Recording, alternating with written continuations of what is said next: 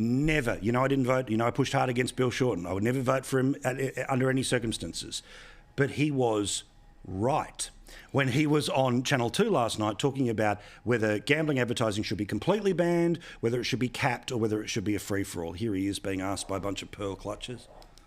I'm not convinced that complete prohibition works. I think that we can do better than just 1 hour before, during and 1 hour after. I think there's no reason why gambling ads should be on when there's kids shows on. There's no reason why they should be infiltrating the digital markets. He also went on to say it is an important source of revenue for commercial broadcasters. I know this is breaking news to everyone over at Channel 2, but you need revenue in order to be able to employ all of the people who work for it, the people you like, and yes, the people you don't like. But still, that's the way it works. Where are you on this? Because I understand the people that are, this is a vice, flush it from our eyes, but it's also legal.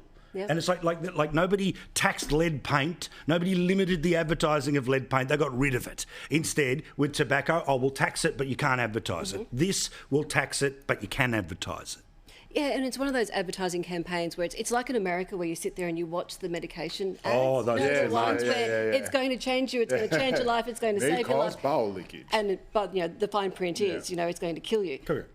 At least these ads do have the disclaimer at the end of it. But I do understand from a parent's perspective when the kids are there and they're seeing it. I don't think if you want your family around watching sport that they should be watching. Yes, gambling is something you should be doing. Yeah. However, there is the issue of when they're on YouTube or they're online playing video games, they are also being targeted with very similar ads. Great point. Well, this is the thing. All of the powers that exist, generally speaking, are about what's been around for a long time. Yep. The problem is in the space they have no ability to regulate, which is the stuff that could be coming out of a digital farm in Barbados. Yeah, this is why I'm really suspicious of sin taxes. Not only do they tend to punish the poorest people who are reverting to things like these to ease their pain, ease their social situation because they can't afford other stuff. So things like taxing sugary drinks, so there's unaffordable, or taxing Maccas, or driving up the cost of cigarettes.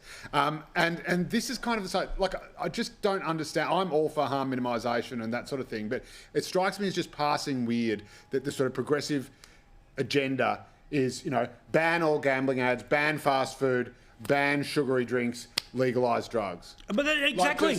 Thank you. Does banning it drive it underground and mean you can't regulate it and you don't know who's taking it, or not? And again, the worst... And then the reason it has to be legalised is because nobody knows what's happening underground. Also, the worst form of gambling isn't betting on the Australian Open or horse racing, it's poker machines. And advertising for them is already banned. Yeah. And indeed, as to Lisa's point or yours, like whenever kids are online or whatever on your phone, there are 1,000 different games they could play that perfectly replicate poker machines to give them that buzz. And of course, as soon as they see a real one, they're going to do it anyway. So, either you're making people smart enough to make smart decisions, or you're just locking them up in a padded cell and banning everything.